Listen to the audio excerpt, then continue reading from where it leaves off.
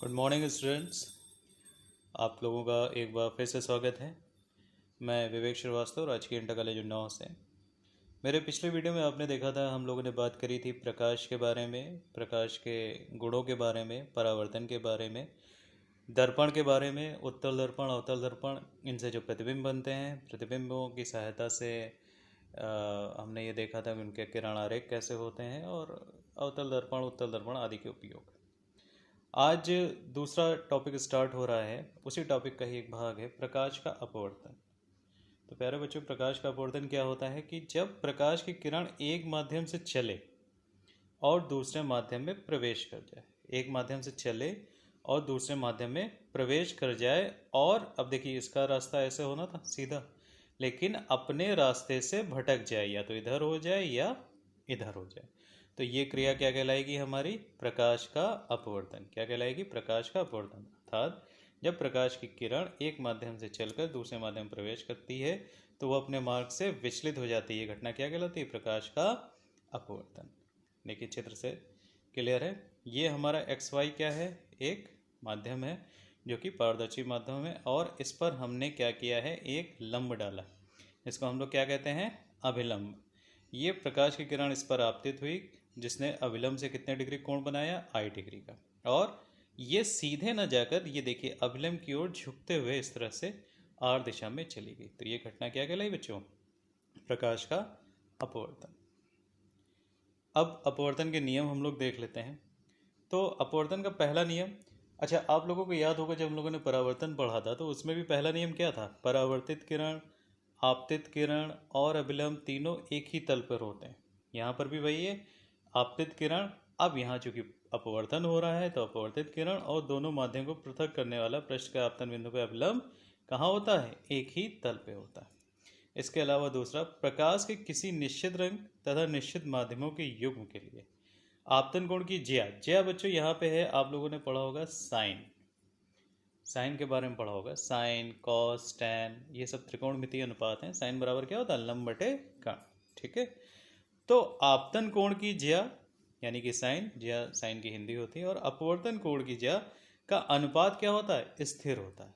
और बच्चों इसी को ही हम लोग क्या कहते हैं? स्नेल का नियम। क्या कहते हैं? स्नेल का नियम। तो ये बहुत ही इंपॉर्टेंट है। अच्छा, जो अपवर्तन के नियम यहाँ पर हम भाषा देख रहे हैं तो उसमें ये जरूर लिखना आवश्यक अब हो जाता है, क्योंकि आप बड़ी क्लास में आ गए। निश्चित रंग तथा निश्चित माध्यमों के युग्म के लिए। ठीक है, चलिए आगे देखते हैं हम लोग। स्नेल का नियम अभी जो हम लोग बात कर रहे थे, क्या होता है? यदि आई आपतन कोण है और आर अपवर्तन कोण है तो sine i upon sine r क्या हो जाएगा? स्थिरांक। ठीक है। अच्छा, अब ये स्थिरांक है, स्थिरांक को कुछ नाम दे देते हैं।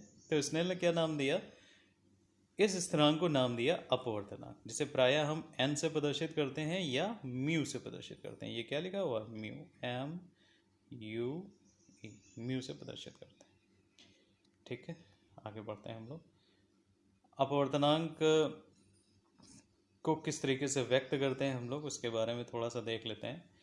मान लीजिए कि प्रकाश एक माध्यम से दूसरे माध्यम में प्रवेश कर रहा है, यानी कि ये मान लीजिए माध्यम एक है और ये माध्यम दो है। प्रकाश यहाँ से प्रवेश कर रहा है। ठीक, मान लिया कि हमने माध्यम एक में प्रकाश की गति कितनी है? v1 है। तो माध्यम दो में भी जाएगा, तो माध्यम दो में प्रकाश की गति कितनी है? v2।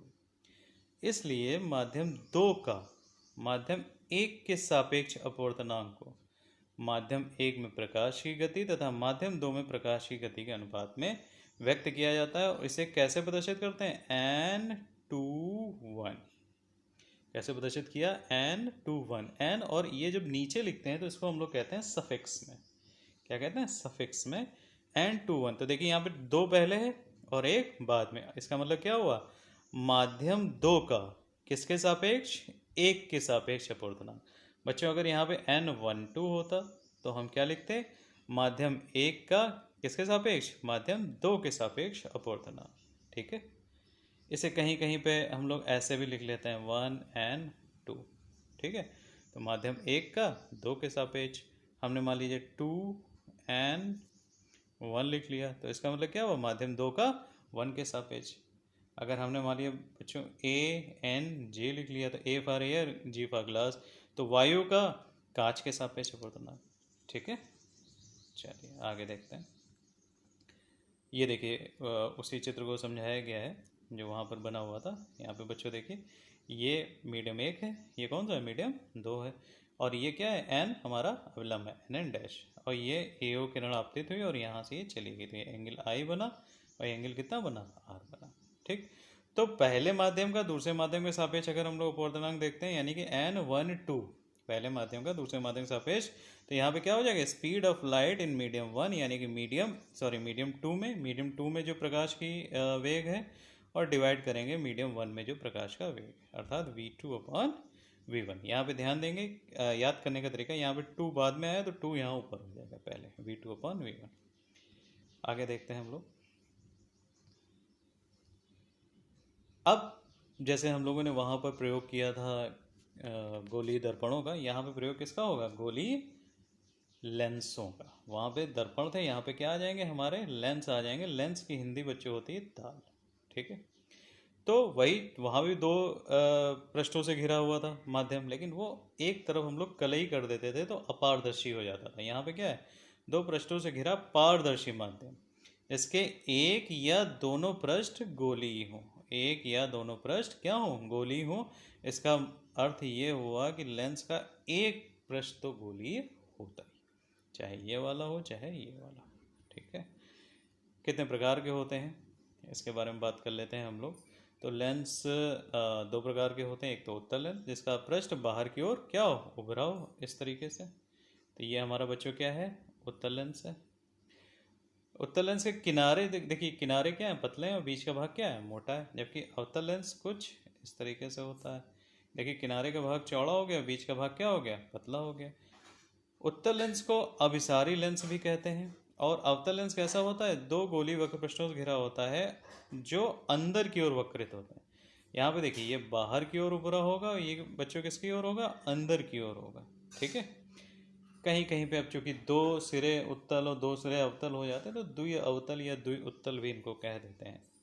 ठीक है बच्चों, यहाँ पे एक वर्ड आया है, अभिसरित करती है, अभिसरित करना और अपसारित करना, यानी अपसारी लेंस और अभिसारी लेंस। तो देखिए, जब प्रकाश की किरणें इस तरीके से हो कि किसी एक बिंदु तक आने, किसी एक बिंदु पर कंसंट्रेट हो, तो उसे हम अभिसरण कहते हैं। यानी प्रकाश की बिंदु जब प्रकाश की किरणें जब एक बिंदु पे मिलती हैं तो वो अभिसरण होता है, और जब एक बिंदु से निकलती हुई प्रतीत होती हैं बच्चों, तो उसे हम लोग क्या कहते हैं, अपसारण कहते हैं। तो जो हमारा उत्तल लेंस है वो अभिसारी लेंस है बच्चों, और अवतल लेंस कौन सा है, अपसारी लेंस।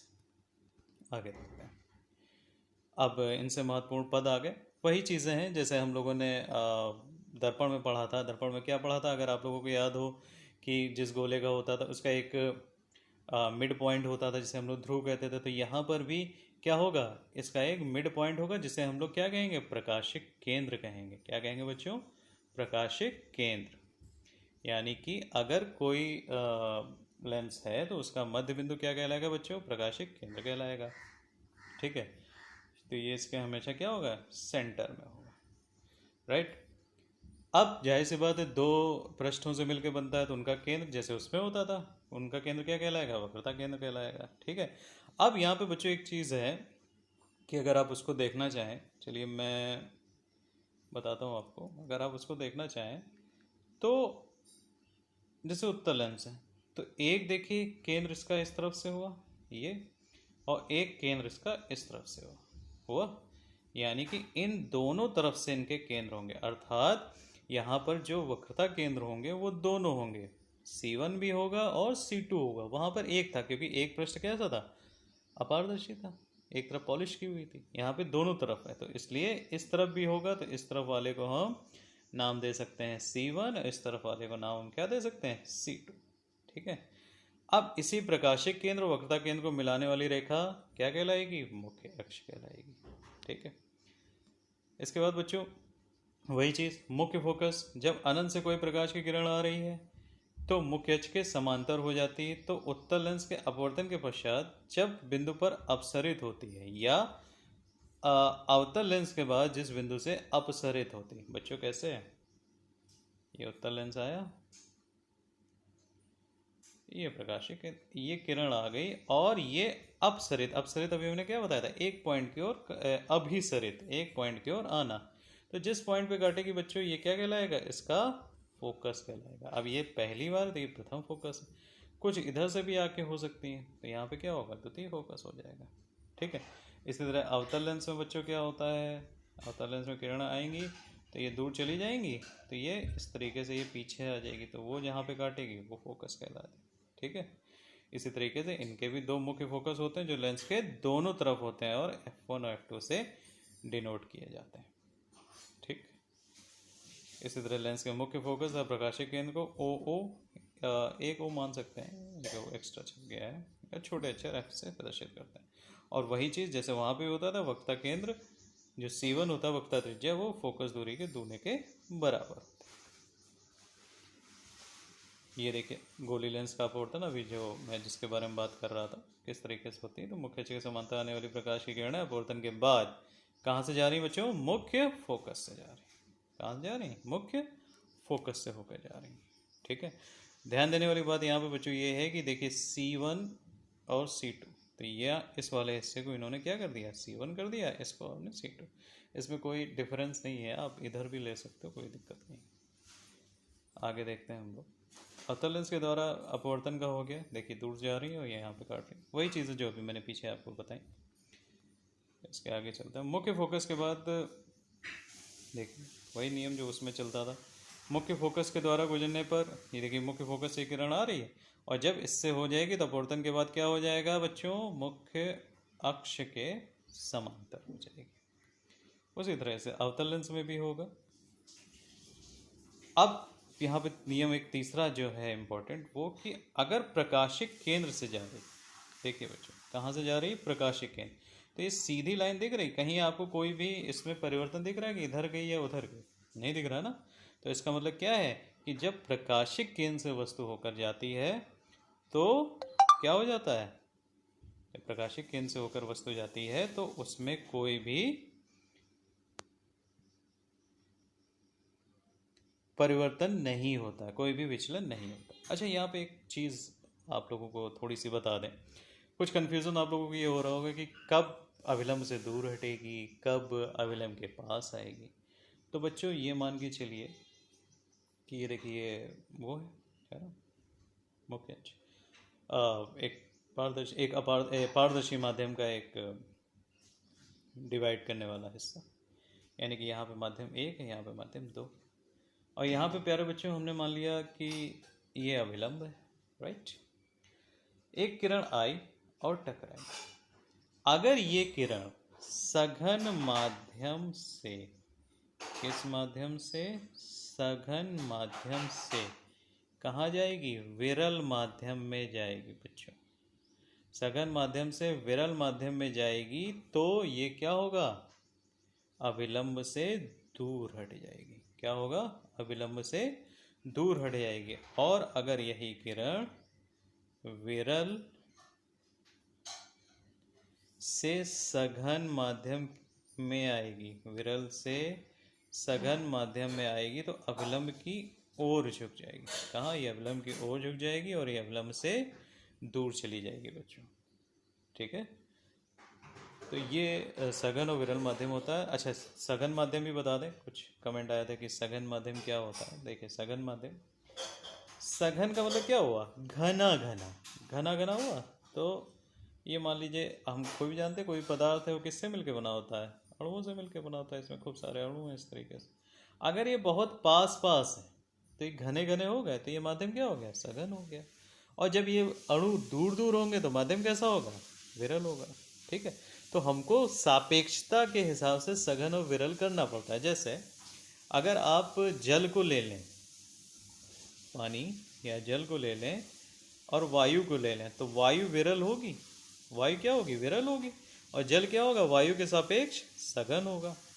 इसी जगह अगर बच्चों हम कांच भी ले लेते हैं और जल ले लेते हैं तो अब जल क्या हो जाएगा, विरल हो जाएगा, और कांच बच्चों क्या हो जाएगा, सघन हो जाएगा। Very good. ये देखिए प्रकाश केंद्र से बिना विचलित हुए सीधे निकल जाते हैं, इनके बारे में भी बात कर रहे थे। अब हम लोग वस्तु के द्वारा जो प्रतिबिंब बनता है उसके बारे में बात कर लेते हैं। इसके चित्र भी आगे वाली स्लाइड्स में दिए हैं। पहले यहाँ पे एक टेबल बनी है। पहला वस्तु की स्थिति, प्रतिबिंब की स्थिति, प्रतिबिंब का आकार, प्रतिबिंब की प्रकृति। वस्तु कहाँ रखी है, सेम वैसे ही जैसे उसमें हम लोग कर रहे थे, अनंत से चल रहे थे, अनंत पे आए थे, विवक्ता केंद्र से पीछे आए थे, विवक्ता केंद्र पे आए थे, वक्ता केंद्र फोकस। इस तरीके से जैसे दर्पण में हमने वस्तु को रखा था वैसे ही यहाँ पर भी रखेंगे बच्चों। तो देखिए अनंत पे जब रखा तो प्रतिबिंब कहाँ बना, फोकस पे बना। कैसा बना, बहुत ही छोटा बना, बहुत ही छोटा बना, लेकिन वास्तविक और उल्टा बना। जब वक्ता केंद्र से थोड़ा पहले रखा तो फोकस तथा वक्ता केंद्र के बीच में बना, आकार इसका छोटा रहा, वास्तविक तथा उल्टा रहा। जब वक्ता केंद्र पे रखा तो प्रतिबिंब वक्ता केंद्र पे ही बन गया। अगर आप टैली करते जाएं तो जो ये, अच्छा हाँ, ये उत्तल लेंस की बात हो रही है, इसमें टाइप होना रह गया था। ये किसके बारे में बात हो रही है बच्चों, उत्तल लेंस के बारे में बात हो रही है, यानी उत्तल लेंस के द्वारा जो प्रतिबिंब बने हुए हैं। कौन से लेंस हैं ये, उत्तल, ठीक। तो जो अवतल दर्पण से प्रतिबिंब बन रहे थे, देखिए सेम स्थितियां वही आ रही है ना, बस लास्ट में दो स्थितियों में परिवर्तन है थोड़ा सा। वक्ता केंद्र फोकस के मध्य रखा तो वक्ता केंद्र से परे बना, विवर्धित बना, या समान आकार का, विवर्धित यानी डिफरेंट आकार का, और वास्तविक तथा उल्टा बना, थोड़ा सा बड़ा बना। फोकस पे रखा गया तो वस्तु की ओर बना, विवर्धित बना, और आभासी तथा सीधा बना। आभासी तथा सीधा इसमें दो कंडीशंस में आते हैं, जब फोकस पे रखी जाती है और फोकस तथा प्रकाशिक केंद्र के बीच में रखी जाती है बच्चों। ये देखिए जब अनंत पे रखी गई है तो ये विभिन्न किरणें आई और कहाँ पे कंसंट्रेट हुई, फोकस पे, ठीक। तो यहाँ देखिए छोटा सा बिंदु टाइप का बना, तो इसे ही हम लोग क्या कहेंगे, जो पहला प्रतिबिंब था अनंत पे। अब ये देखिए वक्ता केंद्र से थोड़ा सा पहले रख दिया गया इसको, है ना। तो अब यहाँ से किरणें आ रही, देखिए ये ऐसे आकर कहाँ से, फोकस से चली गई, और दूसरी किरण कहाँ से गई, जो प्रकाशिक केंद्र से होके गई, बिना विचलित हुए दोनों जहाँ टकराई वहाँ पर बन गया फोकस और वक्ता केंद्र के मध्य, द्वितीय फोकस और द्वितीय वक्ता केंद्र के मध्य इनका एक बन गया, ठीक। अब देखिए कहाँ पे हमने रख दिया वस्तु को, वस्तु को हमने रख दिया बच्चों वक्ता केंद्र पे रख दिया है। तो वक्ता केंद्र पे रखा तो एक किरण चली पैरेलल आई, कहाँ से गई, फोकस से होके गई, और दूसरी प्रकाशिक केंद्र से होके गई। इन दोनों जहाँ मिला वो द्वितीय वक्रता केंद्र जो है C2 उसके नीचे बनी, और ये देखिए सब उल्टी बनी। उल्टी बनने का मतलब क्या हुआ, वस्तु का प्रतिबिंब कैसा बन रहा है, वास्तविक बन रहा है। यहाँ पर आ जाइए, अब क्या किया हमने, देखिए वक्ता केंद्र और फोकस इसके बीच में रख दिया, इसके बीच में रख दिया तो वही काम, देखिए सब में एक ही चीज हो रही है कि किरण, एक किरण आ रही है जो मुख्य अक्ष के समांतर, कहाँ से जाएगी, फोकस से, और दूसरी किरण कहाँ जा रही है, प्रकाशिक केंद्र से, बिना विचलित हुए, ठीक है बच्चों।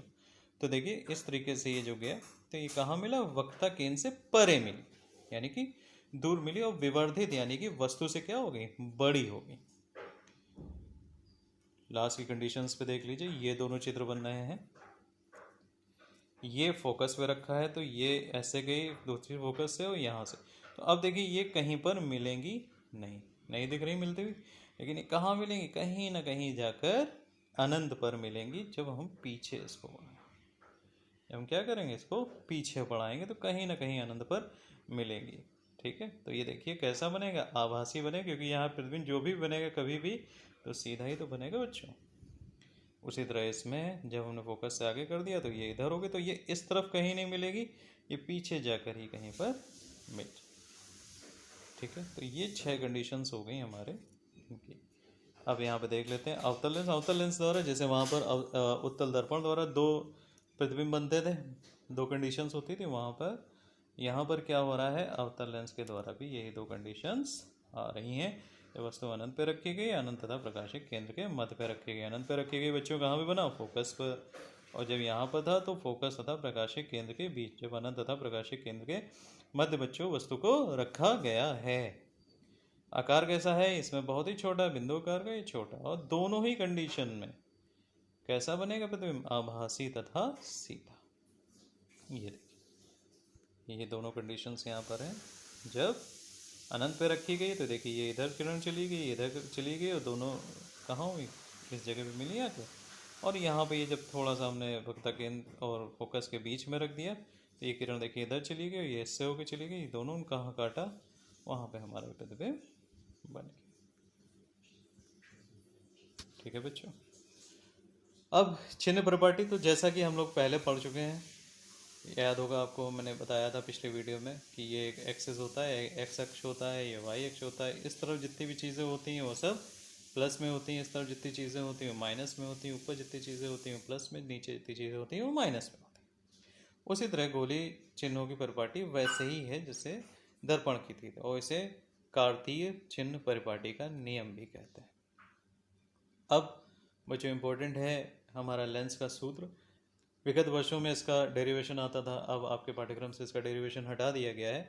अगर देखिए, उसमें भी बताया था हमने कि बिंब यानी वस्तु की दूरी क्या मानते थे, यू मानते थे, प्रतिबिंब की दूरी क्या मानते थे, वी मानते थे, फोकस दूरी क्या मानते थे, एफ मानते थे। तो इनका आपस में रिलेशन ही लेंस सूत्र कहलाता है बच्चों। क्या होता है, 1/f is equal to 1/v minus 1/u।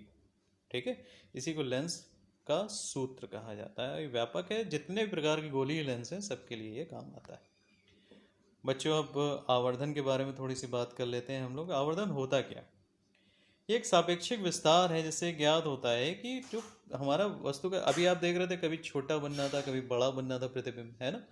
तो कितने गुना आवर्धित, कितने गुना बड़ा है या छोटा है, ये हम किससे निकालते हैं, आवर्धन से। किससे निकालते हैं, आवर्धन से। इसका एक फॉर्मूला होता है m is equal to v upon u. थोड़ा सा डिफरेंस है यहाँ बच्चों, देखिएगा। m is equal to i upon o या एच डैश अपॉन एच, यानी ये वाला फार्मूला तो सेम है। दर्पण के लिए बात करें चाहे हम इसके लिए बात करें, लेंस के लिए बात करें, वहाँ पे भी हम लोगों ने देखा था m equal to i upon o. लेकिन वहाँ पे बच्चों हम लोगों ने देखा था जब आई अपॉन ओ या एच डैश अपॉन एच था तो माइनस वी अपॉन यू था। वहाँ पे क्या था, माइनस का वी अपॉन यू था दर्पण के केस में। लेकिन लेंस के केस में बच्चों यहाँ पर क्या है, वी अपॉन यू है, यानी यहाँ पर माइनस का चिन्ह नहीं लगा है। ठीक है, आवर्धन को किससे प्रदर्शित करते हैं हम लोग, एम से। सेम वैसे ही है जैसे उसमें हुआ था। ठीक, आगे बढ़ते हैं। अब लेंस की क्षमता क्या होती है, तो लेंस की क्षमता यहाँ बच्चों क्या होती है कि लेंस की पावर, क्षमता यानी पावर, कि वो किरणों को कितना ज़्यादा एक पॉइंट पे कंसंट्रेट कर लेता है या कितना ज़्यादा एक पॉइंट से डाइवर्स कर आगे निकलने की उसकी क्षमता है। अर्थात एक बिंदु पे केंद्रित होने की या एक बिंदु से निकलने की जितनी क्षमता होती है, अर्थात अभिसरण या अपसरण की क्षमता को हम लेंस की क्षमता कहते हैं। और ये फोकस दूरी के व्युत्क्रम के बराबर होती है। ध्यान देने वाली बात बच्चों यहाँ पर यह है कि फोकस दूरी किस में नापेंगे हम लोग, मीटर में नापेंगे। किस में नापेंगे, मीटर में नापेंगे। अर्थात फोकस दूरी को यदि मीटर में नापा जाए तो उसका व्युत्क्रम क्या कहलाता है बच्चों, लेंस की क्षमता। और इसका एसआई मात्रक क्या है, डायोप्टर है। कैसे डिनोट करते हैं इसे, डी से डिनोट करते हैं। ठीक है बच्चों, बहुत इंपॉर्टेंट है। इसके न्यूमेरिकल्स हम करा देंगे आपको। जनरली इसका न्यूमेरिकल जो पूछा जाता है, चलिए इसी समय देख लेते हैं। बहुत ही आसान होता है। पूछता है कि अगर एक कोई लेंस है, उसकी फोकस दूरी सपोज 100 सेंटीमीटर है। कितनी है बच्चों, 100 सेंटीमीटर। तो इसकी पावर कितनी होगी, ठीक। तो हम इसकी पावर यानी क्षमता कितनी होगी, 1/, फोकस एफ दूरी, फोकस दूरी यानी 1/100। लेकिन अब वहाँ पे मैंने क्या कहा था आपसे कि फोकस दूरी को हम लोग बच्चों किस में नापते हैं, मीटर में। तो इस 100 सेंटीमीटर को हम कन्वर्ट कर लेंगे मीटर में। तो 100 सेंटीमीटर में कितने मीटर, 1 मीटर ही तो हुआ।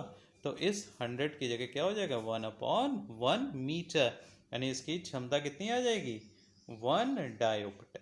कितनी आ जाएगी, 1 डायोप्टर। ठीक है बच्चों, चलिए आगे बढ़ते हैं हम लोग। हाँ, अवतल लेंस और उत्तल लेंस होगा तो प्लस और माइनस उसमें हो जाएगा। जैसे इसमें लिखा होता है कि जो उत्तल लेंस होता है, जो बच्चों उत्तल लेंस होता है उसकी क्षमता कैसी होती है बच्चों, धनात्मक होती है। जो अवतल लेंस होता है उसकी क्षमता कैसी होती है बच्चों, ऋणात्मक होती है। ठीक है, तो ये हमारा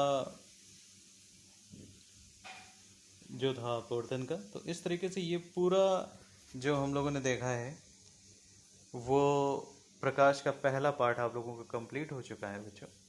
परावर्तन और अपवर्तन के बारे में सारी थियरीज और कुछ न्यूमेरिकल्स बीच बीच में हम लोगों ने देख भी लिए हैं। अब अगला वीडियो जो हमारा आएगा वो न्यूमेरिकल्स पे आधारित होगा। थोड़ा सा उसमें हम न्यूमेरिकल्स के बारे में गणना करेंगे, देखेंगे कैसे क्या होता है। बच्चों बहुत बहुत धन्यवाद। घर पर रहें, स्वस्थ रहें, सरकार के दिशा निर्देशों का पालन करें। नमस्कार।